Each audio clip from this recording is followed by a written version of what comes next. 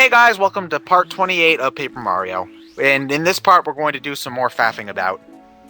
Honestly, Chapter 6 is probably... I feel pretty safe in saying that Chapter 6 is probably my least favorite chapter in the game. It does seem to be the most boring. Yeah.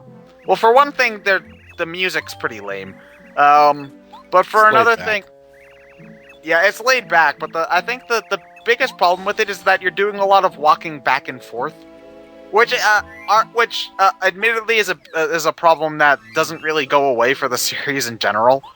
But while the chapters in like Thousand Year Door that had the most back and forth at least had like interesting visual motifs and stuff, this is just kind of a bland, like flowery area that really, with all honesty, isn't that different from the bland foresty area we had at the beginning of the game. Not to mention that, like, basically the only objective we have in this game is to go here, talk to this person, talk to a different person to get the thing you need for the first person, and you do that like 3 times. It's obnoxious. Yep. So, yeah, if I had to pick a least favorite chapter in the game, it would probably be this one. At least it's short. Actually, is it? No, it's not the shortest chapter in the game. Well, okay, I guess I should say at least it's straightforward. You'll always know where you're supposed to go next, so if I can give it some credit, it's that. Oh, I fucked it, because if you didn't know... Oh, I fucked it up. There's a hidden item up there, but in order to get, I'm not supposed to break the brick block. But off-screening quickly fixes that problem. There we go. And a shooting star. Oh, there was a graphical glitch for a second there because the items froze the screen, but we were still falling. So Watt's little electric sparks were floating in the air for a second behind her. It's just a graphical glitch that froze my video. 2:12:13. Have you guys been getting that issue with YouTube where it thinks that it's ending? Yeah, their buffering has been really horrible lately. Yeah. It's like watching videos, it's like a 15-minute video, and like at the 3-minute part, it acts as if the video was just over. Have you guys been getting that glitch, or has that just been happening? Well, I've had that for a while. It happened to me the last time we got together to commentate. It's because it's like, no, it doesn't always end up bothering me, but it comes in spurts. Like, it'll not happen for a really long time, and then it'll happen lots within the span of a couple of weeks. Mm-hmm. So... that's just YouTube's problem. Hey, here's an idea, YouTube. Stop changing shit every couple months. Because when you change shit, you just make more glitches. I bet you that's not going to happen. They have to keep on changing things, because otherwise it looks like... because otherwise then their entire programming department's just sitting on their ass for months on end. They're a business. And I predict there will be another interface change by the end of December. Most likely. If they keep changing the interface before we have time to even get used to the one we're using, nobody's gonna know what the fuck to do on this site. It's like, if Windows completely reorganized their start menu with every service pack. So what, you'd have to buy, you'd buy Windows and then Windows Champion Edition? You'd buy Windows, and then every time you ran Windows Update, your start menu would scramble itself into a different order. Probably a different visual layout, too. Just avoid 8 for now. Yeah. 8 doesn't have a start menu. Oh, wait, it does. It's just that Metro thing. Well, Classic Shell gives you a start menu if you download that, so meh. Not even bothering with 8. Well, it's good if you have a tablet, but only if you have a tablet. Now the hedge maze is walking around in the hedge maze. You're too short in order for the game to know, for you to see where you are. So if you have a flying partner out, it's easier to tell where exactly you are on the screen. Yeah. I mean, Do you fight enemies inside the maze? What was that? Do you fight enemies inside the maze? Oh no. I mean, I guess you could just jump around like a moron to check where you are, but then you'd be jumping around. You're a jump man. You have a job to do. Damn it. Jumpman just describes his abilities. That doesn't mean that he's a contracted. No, it's an occupation. Yeah, but just because his job is saving princesses, he does it by jumping. That does not mean he is obliged to jump. That's like saying because your job is an electrician, you have to use a screwdriver. No, there are other tools that you use. You could just use those and you'd probably be okay. It's just the most convenient one. Now this fucking flower's a bitch and she won't give us the stone until we find some other thing that's that's prettier than that. So now we have to go backtrack to the flower that gave us the soil, and then we'll get something to trade for the water stone. And then we can evolve that guy into a Vaporeon. So yeah, what do you gotta get? You got to backtrack to Posey. She had the big crystal tree behind her. You talk to her, and then she shakes a crystal fruit out of the tree. And then, because the rose flower's a real bitch, and she'll only trade the water stone for something prettier than it. See, this is the sort of a problem with the chapters, that there's lots of redundant backtracking for padding. It's like they created a big hub world, and it was just like, okay, now we need to find stuff to do. You need to get all the MacGuffins in order to get to the boss. But getting all the MacGuffins takes like 20 minutes, so they put in a lot of annoying red tape that you had to do in order to get there. And this is just one of the red tapes. Because, like, we need to save Lily. We need to get the water stone to save Lily, so she'll give us the water so that we can put on the plant. So yeah, when you cut it all out, it doesn't seem that bad, but it's like a good 10 minutes of backtracking. Oh, and look at that, an enemy. Oh, that's shiny, crazy Daisy. That's an Amazy Daisy. Basically, Amazy Daisy. It's got 20 HP, but it can also do 20 damage with one attack. Ooh. But most of the times they just sort of run away. If you manage to kill one, you get a shit ton of experience points. Making it so it can't move. Yeah. Golden Toads. Oh no! These are exactly like Golden Toads in Final Fantasy IV Advance and the PSP version. You mean metal slimes? They're exactly like metal slimes. Metal slimes, I don't golden hands, golden toads, whatever. I don't play Dragon Quest. Metal slimes were the trope creator for this sort of thing. Really fucking annoying to kill, but if you can do it, lots and lots of experience. And Gil. Yeah, well, there's like variations for like money and like skill points depending on what game you are. But basically an enemy designed for grinding. Yeah. Only in this case, they're fucking deadly as shit. Thank you, Aldino. So what are the odds of running into an Amazy Daisy? I'm not really sure. Like they're not like as rare. They're not super rare.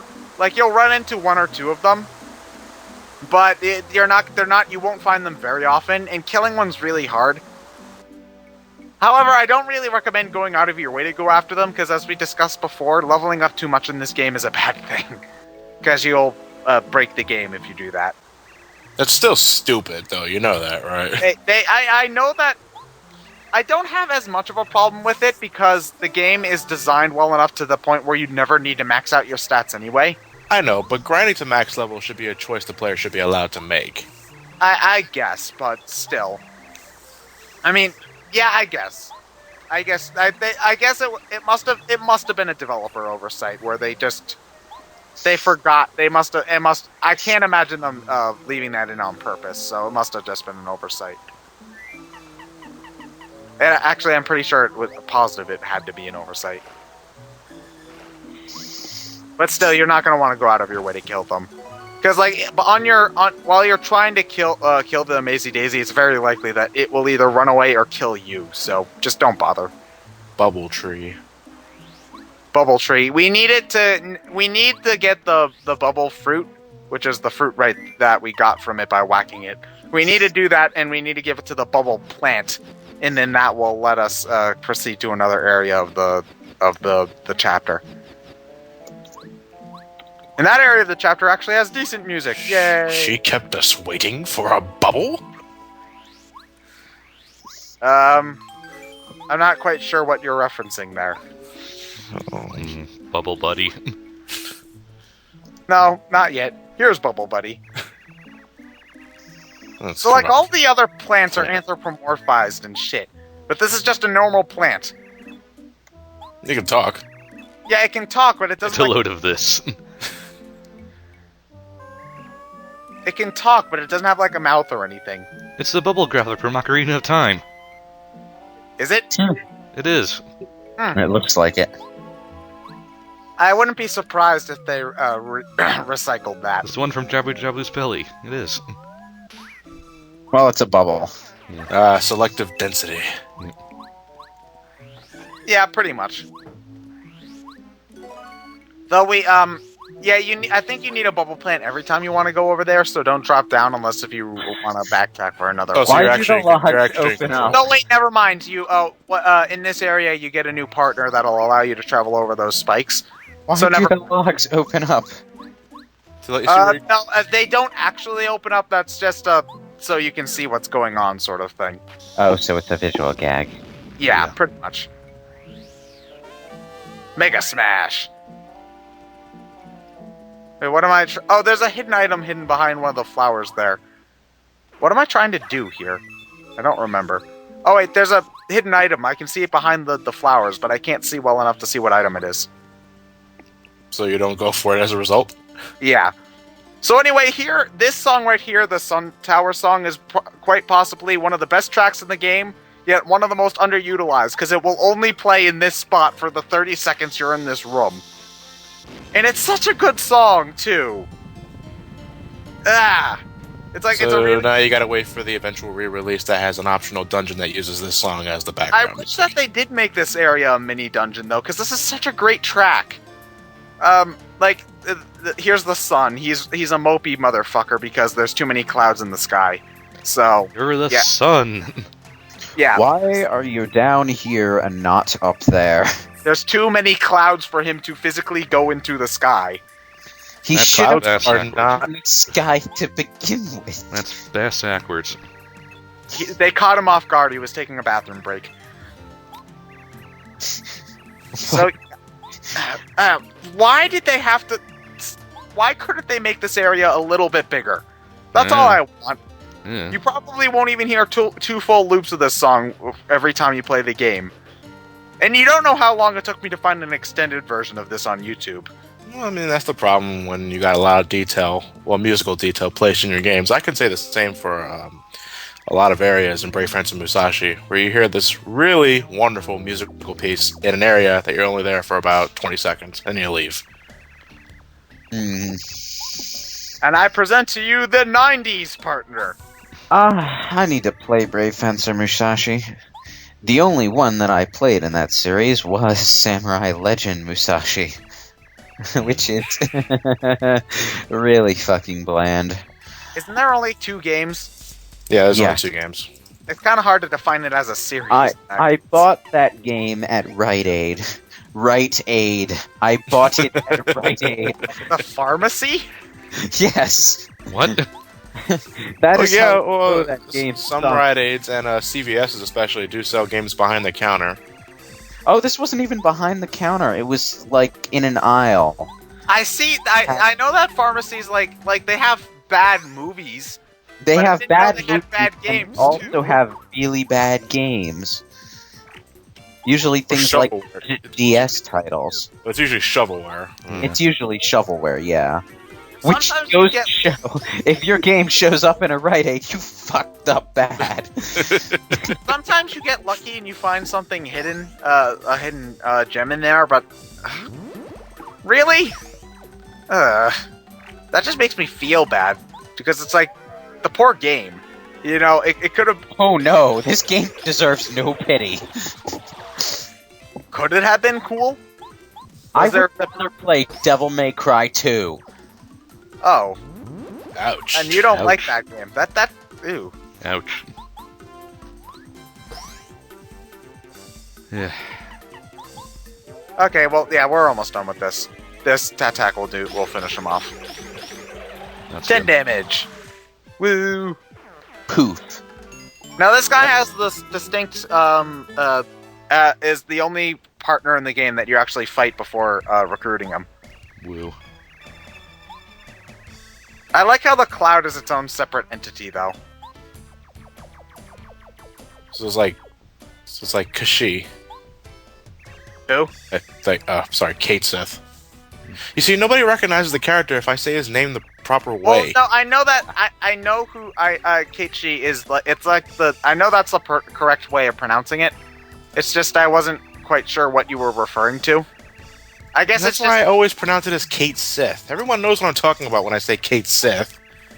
Yeah. Well, it's just, yeah. well, I think also referring to it as Kate Sith also makes you think of the character from Final Fantasy VII as opposed to the Scottish urban legend that. Well, I guess the Scottish myth that it was actually that character was based off of. Yeah. Yeah. Yeah, you know, people always ask, why does Kate Sith have a Scottish accent in Advent Children? Well, that's because why. his name is Kashi and it's based off Scottish lore. Kashi. Yes. Do they pronounce his name Kate Sith in His the name is never pronounced in the movies. His name is yeah. never stated at all in the movies or Wait, in the really? or in any of the other games. Wait, The only really? time, yeah, well, in the sequel games, they always call him Reeve because that's that's who he the is. name of the guy controlling him. Yeah. Like if they ever get around to that inevitable Final Fantasy VII remake, we'll probably hear it then because they don't know who's controlling it, and they're probably not going to let you rename characters. But that's just weird. That's like if you were playing. That's like if in Star Wars they just called C-3PO you. Hey you, go with that droid.